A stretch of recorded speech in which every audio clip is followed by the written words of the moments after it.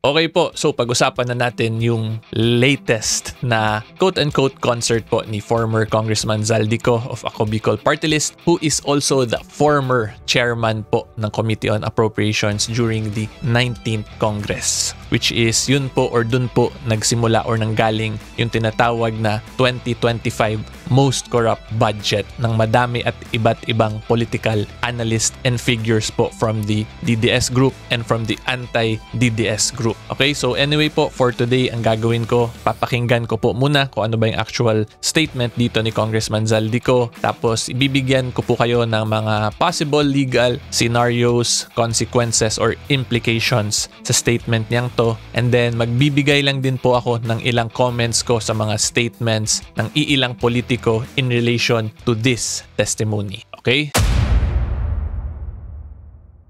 So, good day po, my fellow taong bayan. And for this video po, part 1 lang yung i-discuss natin. Alam ko meron na ring part 2, but that will be for another video. Okay, so try ko po kung makaya ko pa ba i-release yung part 2 today rin, a couple of hours after the release of this video. Pero for now po, part 1 muna tayo. Okay? Ang nag-deliver papunta sa bahay nila Pangulong Bongbong Marcos at Speaker Martin Romualdez mag-insert or magpasok ng 100 billion worth of projects sa BICAM. Okay, wait lang. First comment ko, guys.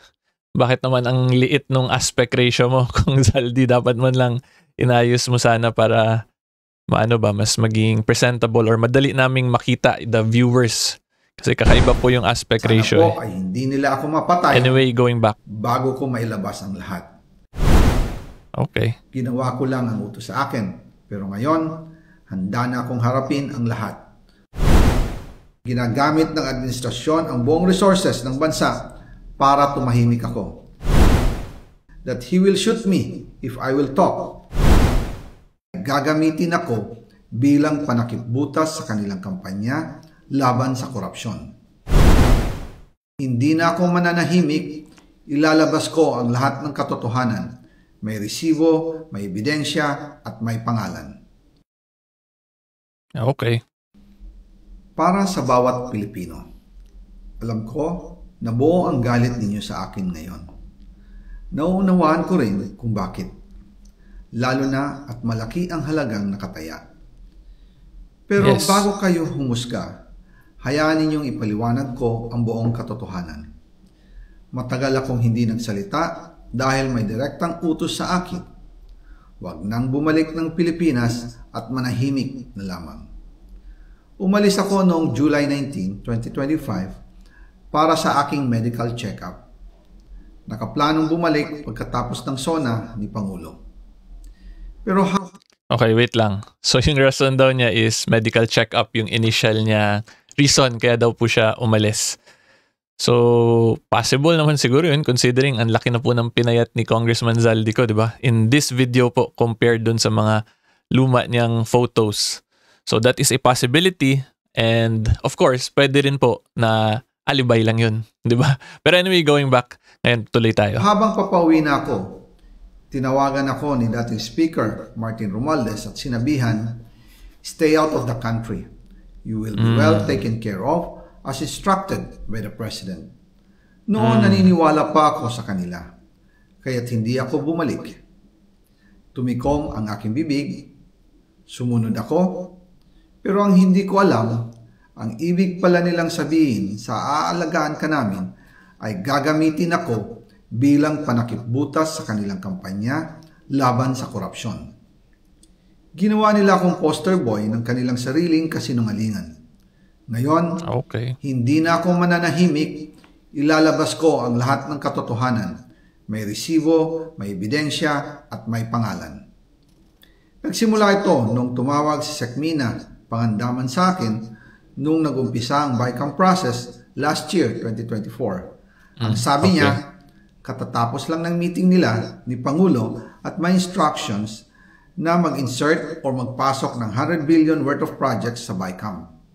At sinabi pa ni Sekmina, you can confirm with Yusek Adrian Bersamin dahil magkasama sila sa meeting ni Pangulong BBM noong araw na yon. Tinawagan ko po agad si Yusek Adrian Bersamin at tinanong ko kung may instruction nga ba ang Pangulo na magpasok ng 100 billion during their meeting. Ang sabi niya ay totoo nga po. Right after our conversation, tinawagan ko po si dating Speaker Martin Romualdez at nireport ko ang instructions ng Presidente to insert the 100 billion projects. At sinabi niya sa akin, what the President wants, he gets. After ng ilang araw, nag-set po ng meeting si Sec. Mina Pangandaman at si Sec. Adrian Bersamin. Grabe what the President wants, he gets. Ang bigat na statement nun, taong bayan. Parang ano lang tayo parang ATM machine. Anyway, going back. Sa amin ni dating Speaker Martin Romualdez sa Aguado Building in front of Gate 4 ng Malacanang at nandun din po si Yusek Jojo Cadiz. During the meeting, binigay po ni Yusek Adrian Bersamin ang listahan na worth 100 billion. Tinanong ko po si Yusek Adrian kung saan galing ang listahan. Ang sagot niya, galing kay PBBM mismo at binigay niya ito mula sa brown leather bag. Nung sinabi po ni Yusek Adrian Bersamin, yung brown leather bag, naalala ko noong nasa Singapore kami right after the elections of May 2022 sa Hilton Hotel, kami ni dating Speaker Martin and PBBM habang pauwi at pabalik ng Pilipinas, hinabol ng PSG ang brown leather bag at ang sabi ni PBBM, maiwan na lahat, wag lang ang brown leather bag. Kaya naniwala ako na utos talaga. So, this is a big revelation. Ang una po ditong napansin ko or nag-stick talaga sa akin na is yung quote-unquote brown leather bag. Kasi inulit-ulit na to ni Congressman Zaldico. So kung meron pong nakaalam ng brown leather bag na yun or makatrace, that would be really beneficial para masuportahan itong testimony ni Congressman Zaldico or ni former Congressman Zaldico. Kasi it now appears based on his statement na nandun yung documents na galing daw po kay PBBM mismo. So importante po yan, yung brown leather bag na yan. So yan po yung una ko lang masabi, kung gusto talaga ma-connect the dots ng maayos, sana matrace yun, yung brown paper bag. And of course, itong lahat din ng minention na names ni Congressman Zaldico, pag lahat din po yun sila mag-testify as to or in support dito po sa statement sa sinabi ni Congressman Zaldico, that will now be a stronger chain kung paano ma-connect the dots all the way dun sa pinaka-taas kung sino talaga yung nag-instruct. Okay? Ito ng Pangulo. Pagkatapos ng ilang araw, I informed sina dating Speaker Martin Romualdez, Sec. Mina Pangandaman, Yusek Adrian Bersamin, and Yusek Jojo Cadiz na kung pwede 50 billion lang ang ipasok sa... So wait lang, yung lahat na yun, minention yung names, yun yung isa ring key point. Kasi ngayon, yung kausap ni Congressman Zaldico is those specific names na binanggit niya. So kung lahat yun sila mag-testify also in support to this, again, like what I stated, maganda yun siya kasi mas may support na ngayon itong mga minention po na facts ni former Congressman Zaldico. Program funds dahil sa sobra ang DPWH funds versus sa DepEd. In practice, hindi pwede na mas malaki ang budget ng DPWH kaysa edukasyon. And yung balance na 50 billion, ilagay na lang sa unprogrammed funds for the 2025 budget. Dahil Office of the President din ang nagre-release ng lahat ng unprogrammed funds. Pagkatapos ng isang araw, tinawagan ako ni Sec. Mina at sinabi ang mensahe ng Pangulo, ipasok ninyo yan dahil pinangako na sa akin ni Speaker Martin yan at hindi na pwedeng baguhin. Kumbaga, ang utos ng hari hindi pwedeng mabali. Again, natatawa ako dito kasi may mga may mga catchphrases. Ang utos ng hari hindi pwede mabali.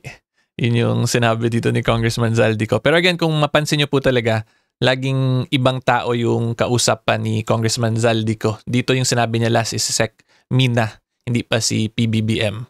Pero mamaya po, explain ko yung mga legal implications. Pakinggan muna natin. Malapit na pala tumatapos. Then, I informed the Speaker and asked clearance about the instructions ng Pangulo. At ang sabi niya, wala tayong magagawa. Kaya po nagtataka ako kung bakit sinasabi ni Pangulo na hindi niya makilala ang budget. Samantalang lahat na binawas at dinagdag sa mga ahensya ng gobyerno ay humihingi ng approval sa kanya si Sec. Mina Pangandaman. Okay.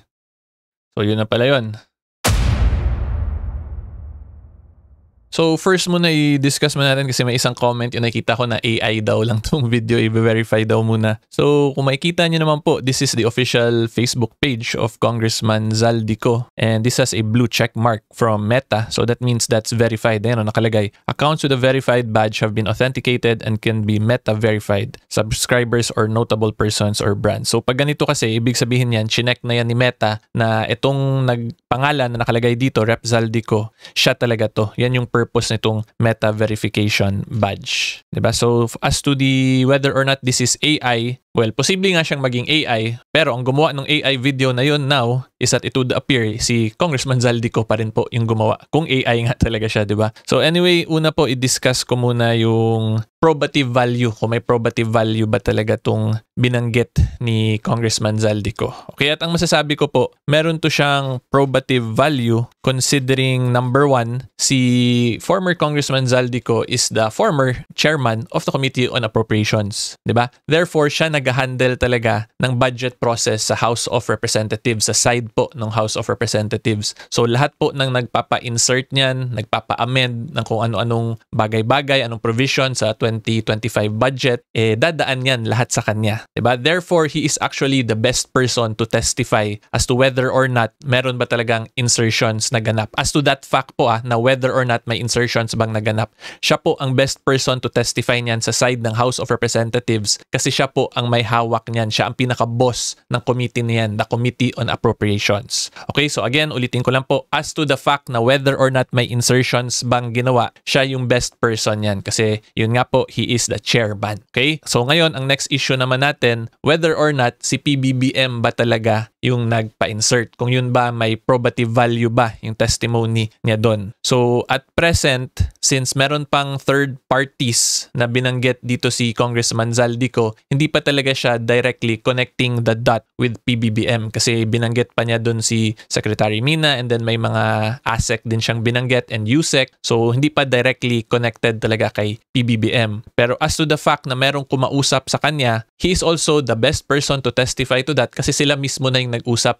'di ba? Siya at yung secretary or yung ASEC or yung USEC ba. Okay, and then yung next pa dito, kung whether or not pwede pa rin ba makonect kay PBBM considering na secretary yung kausap ni Zaldico, posible po 'yon kasi we have what we call the doctrine, the alter ego doctrine po in administrative law, which means the actions of the secretaries as a general rule are considered as actions din po ng president. Okay, so let's say magtuloy-tuloy talaga to in cases, posible na ba tong makulong si PBBM at present? Okay, at ang sagot po dyan ay hindi po pwede at present considering we have what we call presidential immunity. So, i-emphasize ko lang din po, hindi ko sinasabing guilty sila PBBM na sila ay nagnakaw talaga, may ginawa silang kalokohan. Ine-explain ko lang po yung mga legal scenario sa mga ganitong bagay. So, a sitting president po has what we call presidential immunity. So, at present, kung magkasahuan man, hindi siya makukulong. Yun yung reality talaga niyan because of the principle of presidential immunity. So, i-reiterate ko lang po, as to the probative value of the insertions, meron pong personal knowledge niyan si Congressman Zaldico being the chairperson. Therefore, yun nga, he is the best person talaga to testify as to the fact of insertions. Diba? Yung next na lang po talaga nito para mas mapalakas to, yung mga pinangalanan niyang persons, kung yun sila mag-testify din po in support of this testimony, di yun mas mako-connect the dots na talaga yung lahat. Kasi at present, sinabi ni Zaldico na sinabi ni Secretary ganyan, ni USEC ganyan, ni ASEC ganyan, nag-connect. Siyempre, yun sila, pwede lang din nila i-deny. So, pag i-deny nila yun ngayon,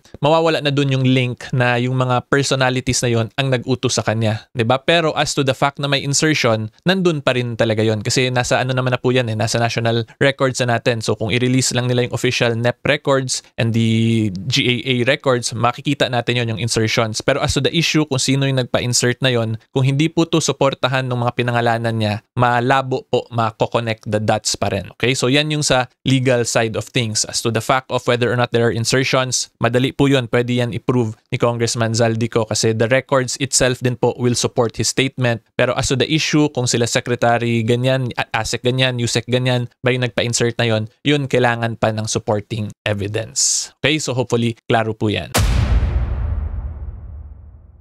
And then, yung next naman po is whether or not admissible ba yung ganitong testimony. Okay? So, diretsuhin ko na po kayo. Wala pong i-admit ngayon kasi wala pa namang cases filed. Wala pa to sa korte, wala namang any hearing na nagaganap. This is just Zaldico making a statement lang, a personal statement niya sa Facebook page niya. So, does it have to be notarized ngayon? At present, hindi kailangan i-notarize yan, hindi kailangan maging under oath pa siya kasi he's just making a statement basically. Yun lang po yun. Parang ako lang yan ngayon na gumagawa ng video dito. 'Di ba? So, ngayon, kung gumagawa ako dito, papaniwalaan nyo ba ako? 'Di ba? So, of course, you will have to weigh things as to my personality, my integrity, my reputation, my credentials. Parang ganun din po yan kay Zaldico ngayon. Kasi again, this is just a personal statement lang niya. Wala naman to, or hindi naman to case record talaga pa yung nangyayari. 'Di ba? So, hopefully, mas na-gets nyo po yan. Ngayon, ang next question po dyan, kung magkaroon na talaga ng cases filed, sapat na ba to yung ganitong video lang na magiging sufficient na siya as a testimony niya? Ang sagot po dyan is hindi pa po to sufficient compliance with the form or the requirements required by law kasi this is what we call